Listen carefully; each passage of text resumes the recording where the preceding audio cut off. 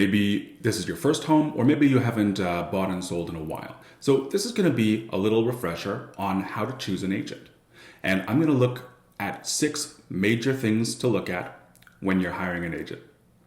So the first one is personality. And that's a really important one right off the get-go, because you've already done the hard work. You've either saved a down payment, or you've saved a little bit and gotten some equity, and you're ready to move to a bigger house. Now, either way, that is a huge achievement, and it should really be a joyous occasion.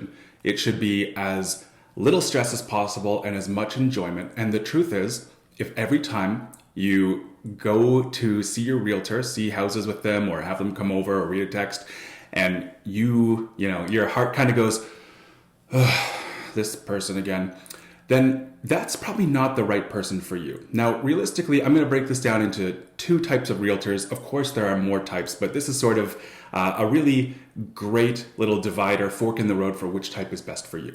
So the first type is going to be somebody who's a little bit more like me. I do like to have fun. Now, I'm very serious about my job, and at the same time, I like to have fun. I like to joke around. I like to make people feel comfortable. Now, if you are that type of person, then you're going to want to hire somebody like me. Now, if you're the person who's a little bit more straight to business, you don't want any personality, you don't want any jokes, you don't want any hi, how are yous beyond the normal polite ones, then you're probably going to be a little bit driven nuts by me, realistically, because you're going to feel like I'm distracting from the main point of what you want, and it's not going to be a great relationship.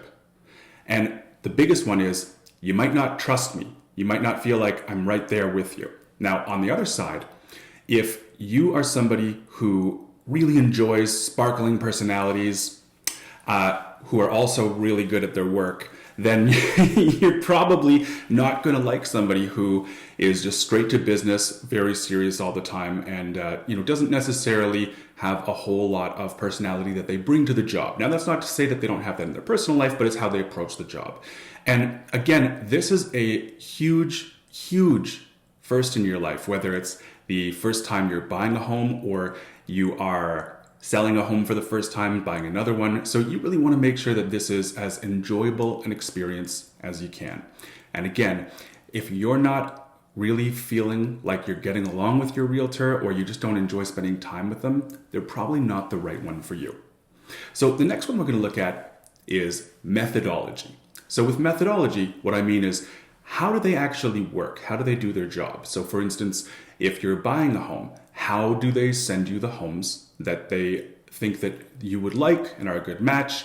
How do you pick the homes together? Do they pick them all? Do you pick them all? Is it a back and forth? And of course, the other one is, how do they respond to you? Do they actually answer your questions? Do they think that they maybe have some more important things to go back and forth with? Are they willing to jump on the phone and talk about stuff? Now, sometimes people can be really communicative, but other things don't work so well for you. Perhaps they're too communicative, and you really want to have an idea of, how do they actually work? How is this process going to go? So one big way is, just from the outset, how often are you communicating? When you are communicating, what method are you using to communicate? Are you texting, phone calls, emails, video chat, whatever you want? Just make sure that whatever they're going to do works for you, or they're able to adjust. Now, another part of that methodology is, what is their actual approach to helping you find a home? And we're going to talk about that a little bit later. But one of the big points of that is actually, how do they structure their offers?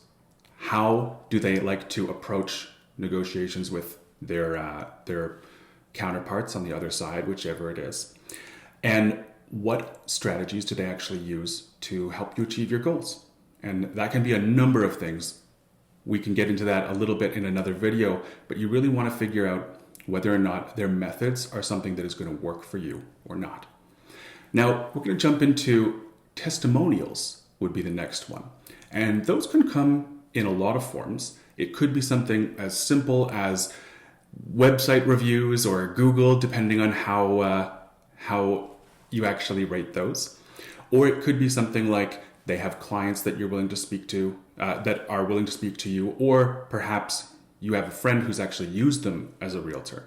Now, those are really important, and whichever way you get to it, you do want to know that somebody somewhere has worked with them before.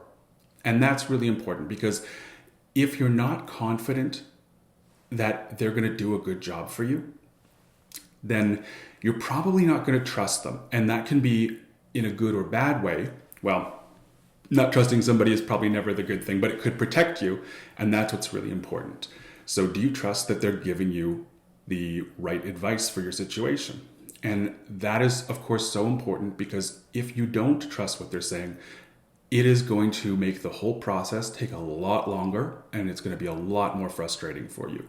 Because if you have someone who's in your corner who you trust 100% from your heart, this person is telling me the truth, they're giving me great advice, you're more likely to listen to them, of course. And that's going to make the whole process smoother, and you're going to feel more confident about it as well.